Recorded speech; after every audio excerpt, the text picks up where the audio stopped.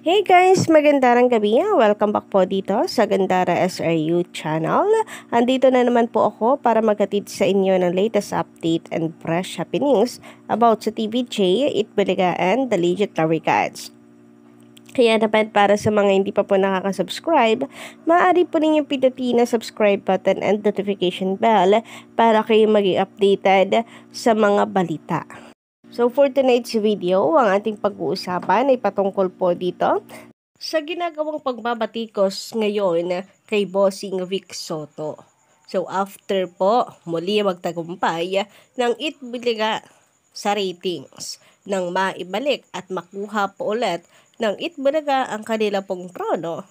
Kasi di ba ilang araw din po naging number 1 ng Showtime, ngayon nakakabawi ang Itbulaga. Ang TVJ kasi sila na ngayon ang nagna-number 1 ulit.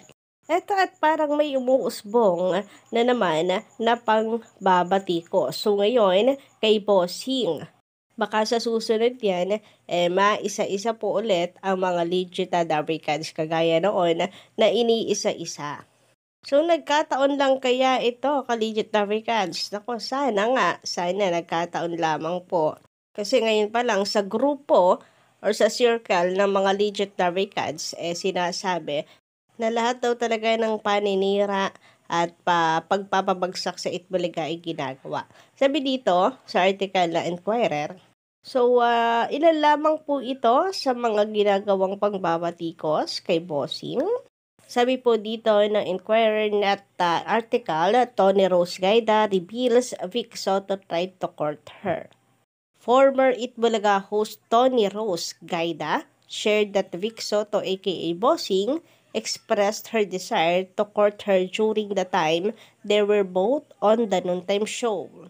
Sitting down with Julius Babaw on Thursday, February 22, the TV personality revealed that she didn't allow the Enteng Kabisote actor to court her, given that she knew how hard it was to be in a relationship with a co-worker. Hindi ko pinayagan, she said. Maybe ganon, nagparamdam, konti, pero kasi mahirap kung karelasyon mo, yung kasama mo. Mahirap lalo na for me kasi nga, sabi ko, selosa ako. Gaida was a mainstay host on the Philippines' longest-running noontime show for almost 18 years, but she left her reality program in 2014 to focus on taking care of her family. It came to a point, nagkasakit mami ko. 2 anak ko nasa hospital for different reasons. May sakit rin sila noon. Hindi ko nakayanan. Sabi ko, I cannot give my best. And nahiya naman ako kay Mr. Taviera and kay Malu, she shared. I talked to Malu, sabi ko, aalis na lang ako. Sabi niya, does that mean you're resigning? Una, indefinite leave. Sabi ko, siguro Malu, ganun nga kasi. I'll have to attend muna to my mom and my kids kasi kailangan talaga tutok, recalled the TV host. This former EV Dawarkad expressed that she will always be grateful for having the chance to work with the TV host trio, Joey Leon and Vic and Tito Soto. If there's a blessing that I'd consider is na katrabaho ko ang TVJ because ang sarap nilang katrabaho. Ang sarap nilang kasama. Joey would really make you feel welcome. Si Bossing naman sobrang bait pero mahihain. Gaida is the only child of famous award-winning actress Rosa Rosal, who is dubbed as the original Femme Fatale of Philippine cinema. She has previously hosted GMA's Super Show, Lunch Date, OK Cafe Rico, and ASOP Music Festival, among others. So, maganda naman, naka-legendary cards ang sinabi niya tungkol sa TVJ na maganda ito katrabaho and she's grateful na nakatrabaho niya ang trio. Yun nga lang dahil sa kanya pang sinabi na nagparamdam ng konti si Bossing. Siguro yung konti na yon hindi rin pinursue ni Bossing o di kaya ay baka naman na misunderstood lang yung kabaitan. So, inulan ito ng samot-saring reaksyon in komento ng mga bashers. So, kumbaga, ginamit po nila ang interview nito para batikusin si Bossing kahit wala naman po sinabing masama tungkol po kay Bossing at sa Itbulaga. So, since nakikita nila itong butas at pagkakataon, so nariyan at pinagmumukha nilang masama ang Itbulaga at si Bossing. So kahit daw yata poste na nilagyan ng palda, ipapatusin ng mamang yan na feeling niya hulog siya ng sangkababaihan.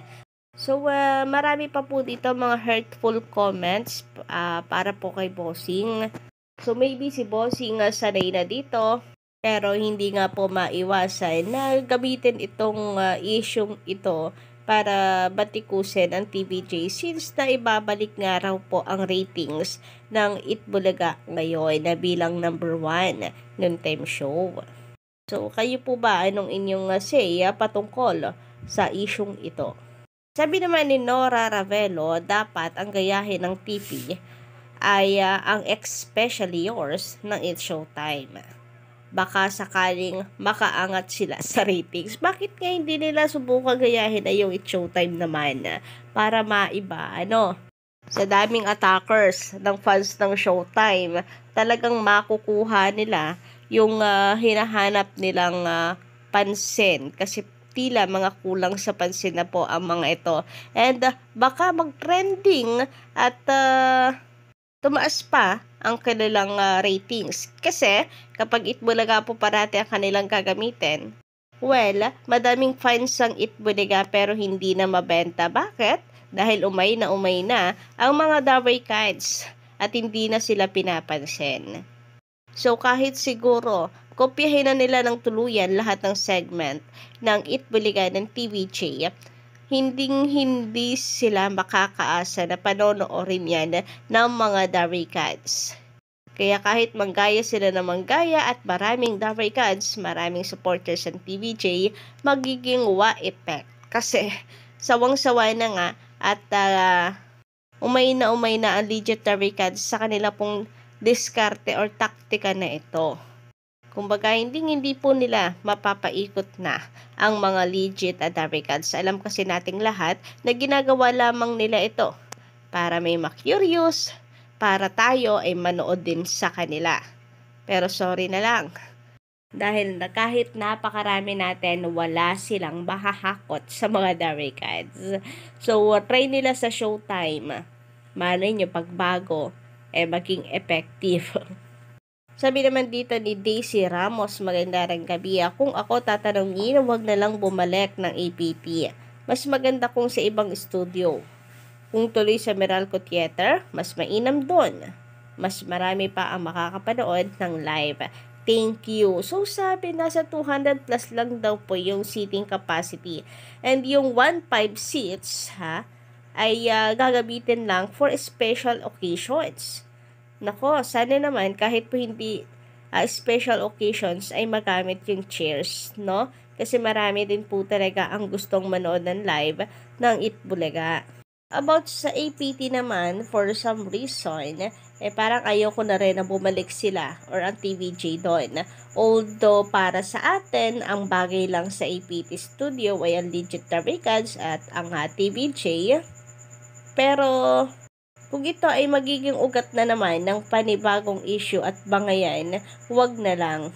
Kasi at the end of the day, mas masarap po yung meron tayong peace of mind.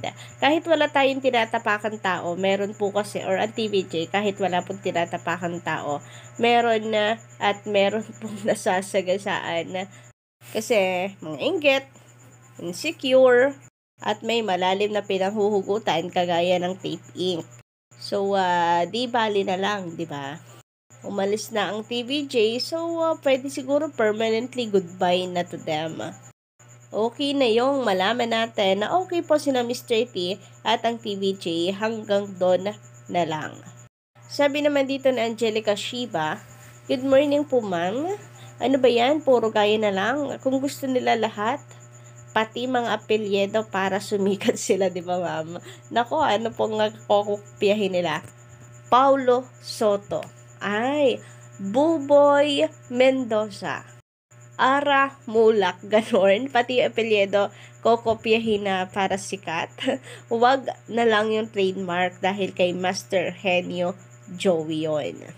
May nagkataon, mas lalo silang nagbukang nga mga desperado po guys, no? Pati talaga mismong Digital Records gustong-gusto kopyahin. So, yun lang muna guys sa ating update. Don't forget to click the subscribe button and notification bell para po sa iba pang mga balita.